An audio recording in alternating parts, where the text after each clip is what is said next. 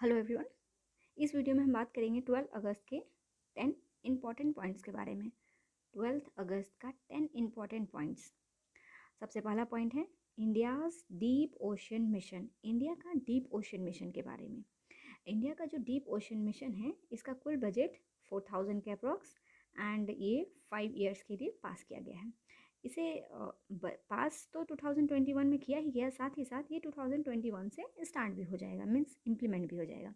Implement किया किस ministry द्वारा गया है? तो ये मिनिस्ट्री ऑफ अर्थ साइंस द्वारा किया गया है। ये जो डीप ओशन मिशन है ये इनेबल करेगा, मतलब डेवलप करेगा और कैपेबल बनाएगा एक्सप्लॉइट करने में सेंट्रल इंडियन ओशन बेसिन को। मतलब जो इंडिया का सेंट्रल इंडियन ओशन है उसको एक्सप्लॉइट करने में, उसको डेवलप करने में हेल्प करेगा। ये साथ ही साथ एक्सप्लोर करेगा, ये साथ ही साथ बूस्ट करेगा एक्सप्लोर करने में हमारा जो एक्सक्लूसिव इकोनॉमिक जोन और कॉन्टिनेंटल सेफ है। मतलब जो एक्सक्लूसिव इकोनॉमिक जोन है और कॉन्टिनेंटल सेफ है उसको एक्सप्लोर करने में भी ये डीप ओशन मिशन हेल्प करेगा। ये फोकस किस किस पॉइंट पे करेगा? तो ये फोकस करेगा माइनिंग पे, डीप सी माइनिंग पे। ओशियन क्लाइमेट कैसे चेंज हो रहा है इस पे भी हम बात कर सकते हैं। मीन्स इसका भी एक हम सर्विस इम्प्लीमेंट कर सकते हैं, अंडर वाटर व्हीकल्स, साथ ही साथ अंडर वाटर रोबोटिक्स एंड उसकी रिलेटेड टेक्नोलॉजी का यूज़ करके हम डीप ओशन मिशन को इन्हांस, इम्प्रूव और डेवलप कर सकते हैं। सेकेंड पॉइंट है ड्रैगन फ्रूट। ड्रैगन फ्रूट को हम कामलम नाम से भी जानते हैं, मतलब ड्रैगन फ्रूट का दूसरा नाम कामलम है। इसका साइंटिफिक नेम है हाइलोसेरस उडंटस। इसका साइंटिफिक नेम क्या है? इसका साइंटिफिक नेम है हाइलोसेरस उडंटस। इसका ग्रोथ रिक्वायरमेंट क्या है और इसके बेनिफिट्स क्या हैं? तो इसका ग्रोथ, ये बहुत ही लेस वाटर में ग्रो कर जाता है, ठीक है, और ये बहुत वेरियस काइंड ऑफ सॉइल में ये ईजिली ग्रो कर जाता है। ये कंटेन क्या क्या करता है? तो इसमें काफ़ी मात्रा में फाइबर, विटामिन्स, मिनरल्स, एंटीऑक्सीडेंट पाए जाते हैं। ये हमारे डाइजेस्टिव सिस्टम को भी इम्प्रूव करता है।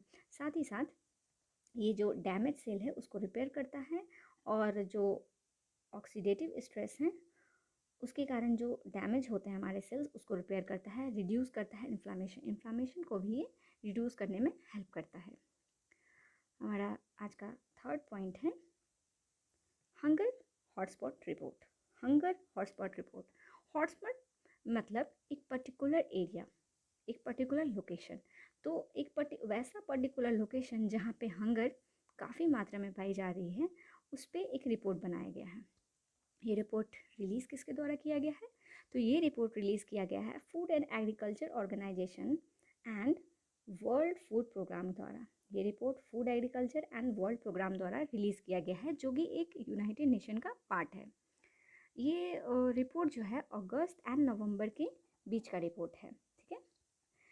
मेजर हॉटस्पॉट, जो हंगर हॉटस्पॉट एरिया है वो कौन कौन से हैं? वो है Ethiopia, Madagascar, South Sudan, northern Nigeria, Yemen and various 23rd countries. मतलब और भी 23rd कंट्रीज़ हैं जो कि मेजर हंगर हॉटस्पॉट एरिया बन चुके हैं। मेनली ये अफ्रीका और middle east part of India के आसपास हैं।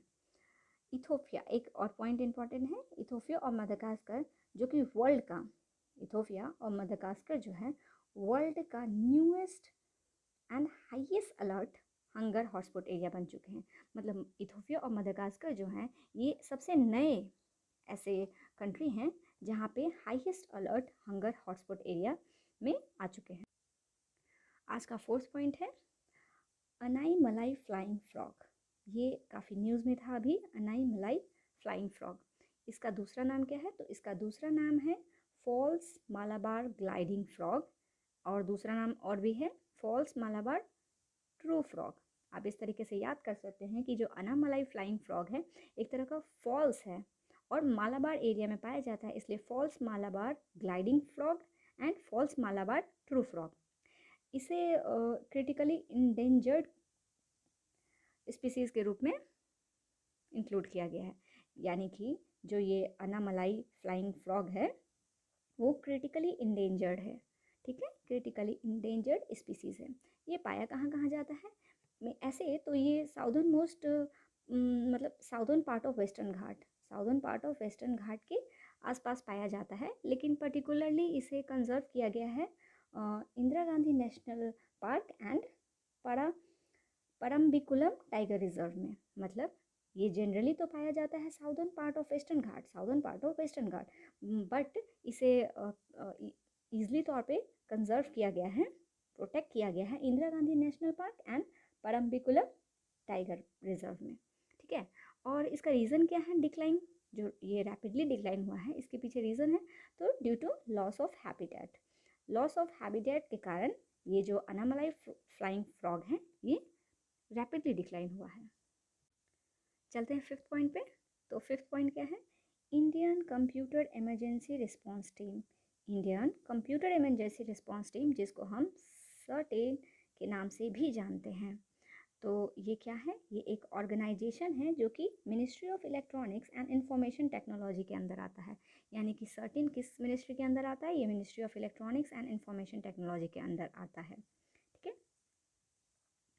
इसका मेन ऑब्जेक्टिव क्या है? इसका मेन ऑब्जेक्टिव है सिक्योर करना इंडियन साइबर स्पेस को, इंडियन साइबर स्पेस को सिक्योर करने। ये इस्टेब्लिश कब किया गया था? 2004 में इसे इस्टेब्लिश किया गया था, 2004 में इसे इस्टेब्लिश किया गया था।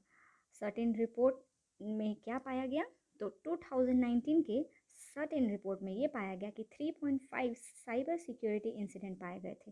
2019 में 3.5 लाख साइबर सिक्योरिटी इंसिडेंट हुए थे, और 2020 में ये बढ़ के 11 लाख हो गया था।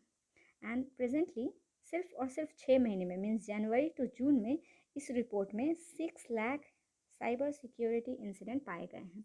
मतलब 6 महीने में सिर्फ से 6 लाख इंसिडेंट हमें मिल चुके हैं, जबकि 11 लाख 2020 में पूरे ईयर था। तो Indian computer emergency response team के बारे में हमने डिस्कस कर लिया। नेक्स्ट पॉइंट पे आते हैं। नेक्स्ट पॉइंट है हमारा tribunal reform bill. Next point क्या है? ट्रिब्यूनल रिफॉर्म बिल, जो कि 2021 में लाया गया। इसे हम रैशनलाइजेशन एंड कंडीशन सर्विस भी कहते हैं। ये इस बिल में क्या होगा? ये बिल एम्पावर करेगा सेंट्रल गवर्नमेंट को रूल्स बनाने के लिए। मीन्स सेंट्रल गवर्नमेंट को ये बिल एम्पावर करेगा रूल्स बनाने के लिए। किस किस चीज़ का रूल? तो जो ट्रिब्यूनल कमेटी के जो मेंबर्स होंगे उसके क्वालिफ़िकेशन, उसका अपॉइंटमेंट, उनका टीम ऑफ ऑफिस, साथ में उनकी salaries, allowances, resignation, removal and other terms, जितने भी उससे रिलेटेड कमेटी, मतलब ट्रिब्यूनल रिफॉर्म कमेटी जो बनेगी, उससे रिलेटेड जितने भी रूल्स होंगे वो कौन बनाएगा? कौन बनाएगा? सेंट्रल गवर्नमेंट ही बनाएगा। ठीक है, और इसके चेयरपर्सन और मेंबर्स जो होंगे, ट्रिब्यूनल कमेटी के जो चेयरपर्सन और मेंबर होंगे वो अपॉइंट किए जाएंगे सेंट्रल गवर्नमेंट द्वारा। इसके जो चेयरपर्सन और मेंबर्स होंगे वो सेंट्रल गवर्नमेंट द्वारा ही अपॉइंट किया जाएगा, लेकिन वो किसके रिकमेंडेशन पे? तो सर्च कम सिलेक्शन कमेटी, जिसके हेड कौन होंगे? जिसके हेड होंगे सीजीआई, या फिर कोई जज सुप्रीम कोर्ट का जो नॉमिनेट किया गया होगा। तो सर्च कम सिलेक्शन कमेटी के हेड कौन होंगे? सर्च कम सिलेक्शन कमेटी के हेड होंगे हमारे सीजीआई होंगे। सर्च कम सिलेक्शन कमेटी के हेड हमारे सीजीआई होंगे, जो कि अपॉइंट करेंगे चेयरमैन और मेंबर ऑफ ट्रिब्यूनल को। ट्रिब्यूनल का जो मेंबर होगा और उसके जो चेयरपर्सन होंगे वो अपॉइंट तो किया जाएगा सेंट्रल गवर्नमेंट द्वारा, लेकिन उसके जो रिकमेंडेशन, उनको जो रिकमेंड करेंगे वो करेंगे सर्च कम सिलेक्शन कमेटी, जिसके हेड कौन होंगे? सीजीआई होंगे। ये बिल पास किया गया लोकसभा में वॉइस वोट के पे, मतलब ये बिल जो है वॉइस वोट पे लोकसभा में इस बिल को पास किया गया। स्टेट ट्रिब्यूनल के लिए सेपरेट स्टेट कमेटी होगा, ऐसा नहीं है। सेंट्रल के लिए सेंटर सर्च कमेटी जिस तरह से है, मतलब सेंटर सर्च कमेटी जिस तरह से सेंट्रल के लिए, उसी तरह से स्टेट ट्रिब्यूनल के लिए सेपरेट सर्च कमेटी होगी। ठीक है, नेक्स्ट पॉइंट है पावर ऑफ गवर्नर्स। रिसेंटली कुछ चेंजेस किए गए हैं पावर ऑफ गवर्नर्स में। जैसे कि हम जानते हैं आर्टिकल 161 के तहत गवर्नर को कुछ पावर मिला है। वो क्या पावर है?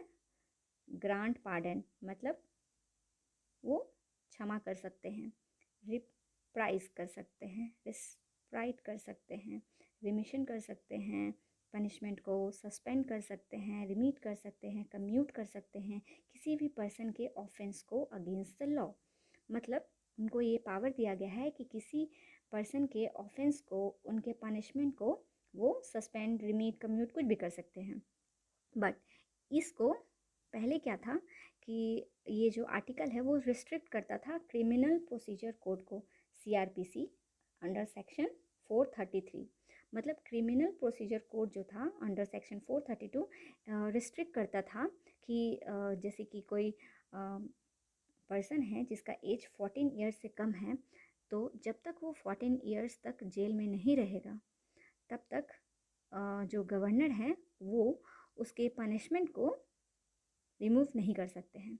तो पहले क्या था, सेक्शन 433 सीआरपीसी के तहत, सेक्शन 433 सीआरपीसी के तहत पहले ये था कि जो रिमिशन है वो पॉसिबल नहीं था, can not grant till he and she serve at least 14 years in jail. जब तक 14 साल तक कोई जेल में नहीं रहेगा तब तक जो गवर्नर है उसको रीमिशन नहीं कर सकते हैं।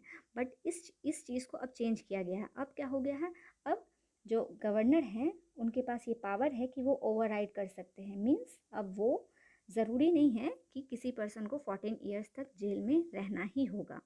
मतलब now it is change, governor can grant pardon before completing 14 years.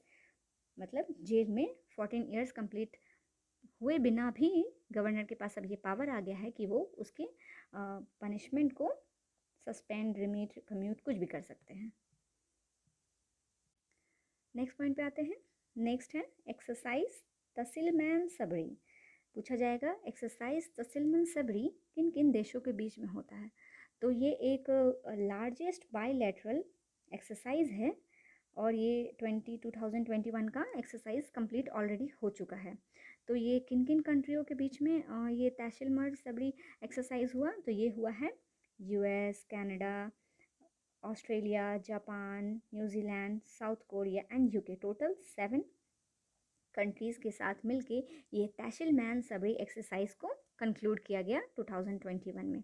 अब ये न्यूज़ में क्यों था, तो ये न्यूज़ में इसलिए था क्योंकि ऑस्ट्रेलिया जो है, जो 2023 का तहसीलमैन सबरी एक्सरसाइज जो है, तहसीलमैन सबरी एक्सरसाइज 2023 का जो है वो कंडक्ट किसके द्वारा किया जाएगा, ये कंडक्ट किया जाएगा ऑस्ट्रेलिया द्वारा।